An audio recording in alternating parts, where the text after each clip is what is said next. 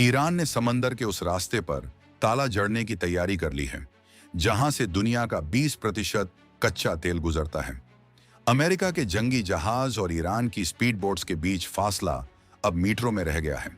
उधर अरुणाचल की चोटियों पर चीन अपनी चालें चल रहा है और पाकिस्तान की सरहद पर कुछ ऐसी हलचल है जो साफ इशारा कर रही है कि 2026 का ये साल इतिहास के पन्नों में सबसे भारी होने वाला है।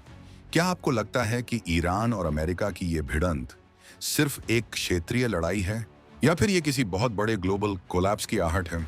और सबसे बड़ा सवाल, जब पूरी दुनिया का ध्यान हॉर्मुज की खाड़ी पर टिका है, तब भारत ने हिमालय की ऊंचाइयों पर ऐसा कौन सा गेम चेंजर तैनात कर दिया है जिसे देखकर बीजिंग से लेकर रावलपिंडी तक पसीने छूट रहे हैं। आज के इस दौर में जहां 2 हफ्तों का सीज फायर यानी युद्ध विराम बुरी तरह फेल हो चुका है, वहां ईरान ने एक ऐसी धमकी दी है जिसने व्हाइट हाउस की नींद उड़ा दी है। ईरान और अमेरिका के बीच हॉर्मुज स्ट्रेट को लेकर तनातनी उस लेवल पर पहुंच गई है जहां से वापसी का कोई रास्ता नहीं दिख रहा। अमेरिका ने हॉर्मुज में भारी नाकेबंदी कर रखी है, तो जवाब में ईरान ने समंदर में 3 और मुख्य व्यापारिक रास्तों को ब्लॉक करने का अल्टीमेटम दे दिया है। लेकिन कहानी सिर्फ ईरान तक सीमित नहीं है। एक तरफ पाकिस्तान की शांति वार्ता का नाटक पूरी तरह फ्लॉप हो गया है और वो फिर से अपनी पुरानी आदतों पर उतर आया है। वहीं दूसरी ओर चीन ने अरुणाचल प्रदेश के बॉर्डर पर अपनी नापाक हरकतों की रफ्तार बढ़ा दी है। लेकिन बीजिंग ये भूल गया कि भारत ने अब अपनी रक्षा नीति का गियर बदल दिया है। भारत ने एक ऐसा खतरनाक फैसला लिया है जो युद्ध के मैदान में दुश्मनों के टैंकों और हेलीकॉप्टर्स को खिलौना बना देगा। डीआरडीओ का वो नया हथियार अब पहाड़ों में तैनात होने जा रहा है, जिसका नाम सुनते ही दुश्मन के बख्तरबंद दस्ते थर थर कांपने लगे हैं। बात शुरू करते हैं उस जगह से जहां इस वक्त बारूद की गंध सबसे ज्यादा है, हॉर्मुज स्ट्रेट। ये समंदर का वो पतला सा रास्ता है जो ओमान और ईरान के बीच स्थित है। इसे दुनिया की तेल की नस कहा जाता है। अप्रैल 2026 की ताजा रिपोर्ट्स बताती हैं कि ईरान ने यहां अपनी एंटी शिप मिसाइलें तैनात कर दी हैं। अमेरिका ने अपने 5वें बेड़े को एक्टिव कर दिया है, लेकिन ईरान पीछे हटने को तैयार नहीं है। 2 हफ्ते पहले जो शांति की उम्मीद जगी थी, वो अब धुएं में मिल चुकी है। ईरान का कहना है कि अगर अमेरिका ने अपनी दादागिरी बंद नहीं की तो वो न सिर्फ हॉर्मुज बल्कि लाल सागर और भूमध्य सागर तक पहुंचने वाले रास्तों पर भी संकट खड़ा कर देगा। अब सोचिए, अगर यहां से तेल निकलना बंद हुआ तो दुनिया की इकोनॉमी का क्या होगा? पेट्रोल डीजल के दाम आसमान छूने लगेंगे और इसी अफरा तफरी का फायदा उठाने की फिराक में बैठा है हमारा पड़ोसी चीन। चीन की फितरत हमेशा से मौका प्रस्त रही है।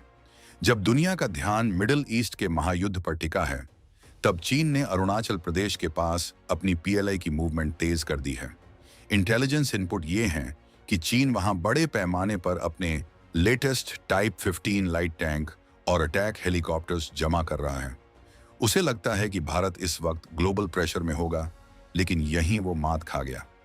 भारत ने चीन की इस चाल को भांपते हुए अपनी सबसे घातक मिसाइल यानी man portable anti tank guided missile के बड़े पैमाने पर प्रोडक्शन और तैनाती को हरी झंडी दे दी है। ये कोई मामूली मिसाइल नहीं है, ये वो काल है जो पहाड़ों की दुर्गम चोटियों पर बैठकर दुश्मन के टैंकों का शिकार करेगी। अब आप सोच रहे होंगे कि इस मिसाइल में ऐसा क्या खास है। चलिए इसे बहुत ही आसान भाषा में समझते हैं। पुराने जमाने में टैंक को उड़ाने के लिए बड़ी बड़ी तोपें या भारी मशीनें चाहिए होती थीं, जिन्हें पहाड़ों पर ले जाना नामुमकिन जैसा था। लेकिन डीआरडीओ ने जो ये मैन पोर्टेबल मिसाइल बनाई है, इसे हमारे जवान अपनी पीठ पर लाद कर किसी भी ऊंची चोटी पर चढ़ सकते हैं। इसे चलाने के लिए किसी भारी ट्रक या लॉन्चर की जरूरत नहीं है। एक जवान इसे अपने कंधे पर रखकर दाग सकता है। इसकी सबसे बड़ी खासियत है फायर एंड फॉरगेट, दागो और भूल जाओ। यानी एक बार मिसाइल निकल गई तो फिर उसे गाइड करने की जरूरत नहीं है, वो खुद अपना रास्ता ढूंढकर दुश्मन के टैंक को तबाह कर देगी। लेकिन असली रोमांच तो इसके टॉप अटैक मोड में है। दुनिया का कोई भी टैंक हो, उसकी सबसे मोटी ढाल यानी आर्मर उसके सामने और किनारों पर होती है, लेकिन टैंक की छत यानी उसका ऊपरी हिस्सा सबसे कमजोर होता है। भारत की ये नई मिसाइल सीधे ऊपर जाती है और फिर बाज की तरह झपट्टा मारकर टैंक की छत पर गिरती है। नतीजा, दुश्मन के टैंक के भीतर बैठे लोगों को सोचने तक का मौका नहीं मिलता और लोहा पिघलकर मलबे में तब्दील हो जाता है। चाहे चीन के मॉडर्न टैंक हों या पाकिस्तान के पुराने T-80, भारत की ये स्वदेशी मिसाइल सबका गुरूर मिट्टी में मिलाने की ताकत रखती है। इधर पाकिस्तान में जो शांति वार्ता चल रही थी वो सिर्फ एक दिखावा साबित हुई। 2026 की शुरुआत में लगा था कि शायद पाकिस्तान अपनी कंगाली से तंग आकर अमन का रास्ता चुनेगा, लेकिन वहां की सेना और ISI ने एक बार फिर अपनी साजिशों का जाल बुनना शुरू कर दिया है। सीज फायर का उल्लंघन और सीमा पार से घुसपैठ की कोशिशें फिर से बढ़ गई हैं। लेकिन भारत अब सिर्फ डिफेंसिव मोड में नहीं रहता। भारत ने साफ कर दिया है कि अगर सरहद पर एक भी गोली चली तो जवाब इतना करारा होगा कि उसकी गूंज इस्लामाबाद तक सुनाई देगी। इसी कड़ी में भारत ने अपनी वेस्टर्न कमांड को भी इन नई एंटी टैंक मिसाइलों से लैस करना शुरू कर दिया है। चीन और पाकिस्तान की जुगलबंदी को तोड़ने के लिए भारत का यह कदम बेहद जरूरी था। अरुणाचल के पहाड़ों में जहां ऑक्सीजन कम है और रास्ता बेहद संकरा, वहां भारी टैंकों का मुकाबला केवल ऐसे ही पोर्टेबल हथियारों से किया जा सकता है। DRDO ने इस मिसाइल को पूरी तरह से मेक इन इंडिया के तहत बनाया है। इसमें लगा हुआ इंफ्रारेड इमेजिंग सीकर इसे रात के घने अंधेरे में भी दुश्मन को ढूंढ निकालने की काबिलियत देता है।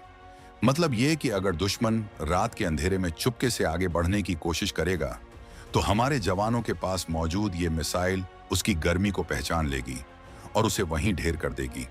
राष्ट्रवाद की ये लहर आज भारत के हर कोने में है।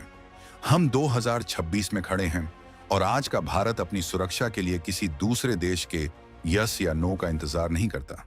जब अमेरिका और ईरान के बीच युद्ध के बादल मंडरा रहे हैं तो भारत अपनी एनर्जी सिक्योरिटी के साथ साथ अपनी सरहदों को भी लोहे की दीवार बना रहा है। चीन को यह गलतफहमी थी कि वो लद्दाख या अरुणाचल में अपनी संख्या के बल पर भारत को दबा लेगा, लेकिन उसे ये नहीं पता कि एक भारतीय जवान और उसके कंधे पर रखी ये स्वदेशी मिसाइल पूरे के पूरे टैंक रेजिमेंट को रोक सकती है। ये मिसाइल सिर्फ एक हथियार नहीं है, ये भारत की आत्मनिर्भरता का प्रतीक है। पहले हमें ऐसी मिसाइलों के लिए इजराइल के स्पाइक या अमेरिका के जैवलिन पर निर्भर रहना पड़ता था। वो मिसाइलें बहुत महंगी होती थीं और उनके साथ कई तरह की पाबंदियां जुड़ी होती थीं। लेकिन अब हमारे पास खुद का देसी शिकार मौजूद है। इसकी मारक क्षमता करीब 2.5 किलोमीटर तक है। आप कल्पना कीजिए, 2.5 किलोमीटर दूर बैठा दुश्मन का टैंक खुद को सुरक्षित समझ रहा होगा, लेकिन हमारे जवान का एक क्लिक और उस टैंक का नामो निशान मिट जाएगा। ये है नए भारत की ताकत। युद्ध के मैदान में सिर्फ वही जीतता है जिसके पास सही समय पर सही हथियार हो। ईरान और अमेरिका की लड़ाई में अगर हॉर्मुज स्ट्रेट बंद होता है तो पूरी दुनिया में हाहाकार मचेगा। ऐसे में भारत का फोकस अपनी इंटरनल स्ट्रेंथ बढ़ाने पर है। पाकिस्तान की साजिशें अपनी जगह हैं, लेकिन भारत जानता है कि असली खतरा हिमालय के उस पार बैठा है।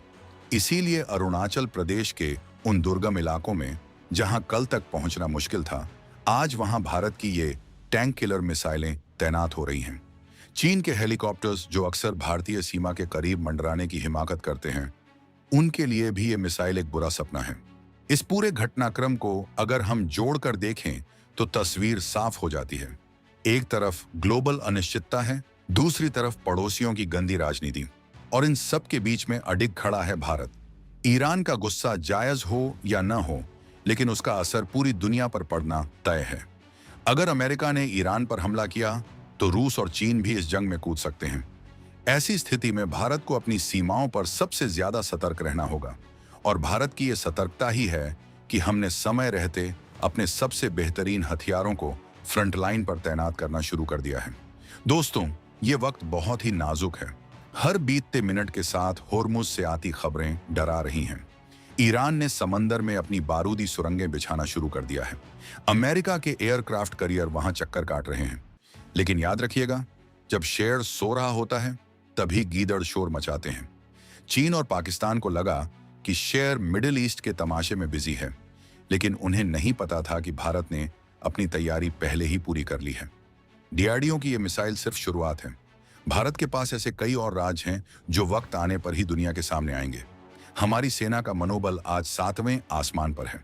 जब हाथ में स्वदेशी हथियार होता है तो लड़ने का जज्बा और बढ़ जाता है। हमें किसी से युद्ध नहीं चाहिए, लेकिन अगर कोई हमारी जमीन पर नजर डालेगा तो हम उसे अपनी जमीन पर दफन करने का दम भी रखते हैं। ये 1800 शब्दों की गाथा सिर्फ एक मिसाइल की कहानी नहीं है। ये उस हर भारतीय की कहानी है जो चाहता है कि उसका देश दुनिया की महाशक्ति बने। भारत की ये नई मिसाइल न केवल टैंकों को उड़ाएगी, बल्कि उन दुश्मनों के हौसलों को भी पस्त कर देगी जो भारत को कमजोर समझने की भूल करते हैं। क्या आपको लगता है कि चीन भारत की इस नई तैयारी को देखकर पीछे हटेगा, या फिर पाकिस्तान एक बार फिर कोई बड़ी गलती करने जा रहा है? जिस तरह से ईरान और अमेरिका के बीच तनाव बढ़ रहा है, क्या भारत को इस जंग में किसी का साथ देना चाहिए या अपनी तटस्थता बनाए रखनी चाहिए? सोचिए, क्योंकि जो हो रहा है वो सिर्फ हेडलाइंस नहीं है, वो आने वाले कल का इतिहास है। भारत ने अपना पत्ता चल दिया है। अब देखना यह है कि दुश्मन की अगली चाल क्या होती है।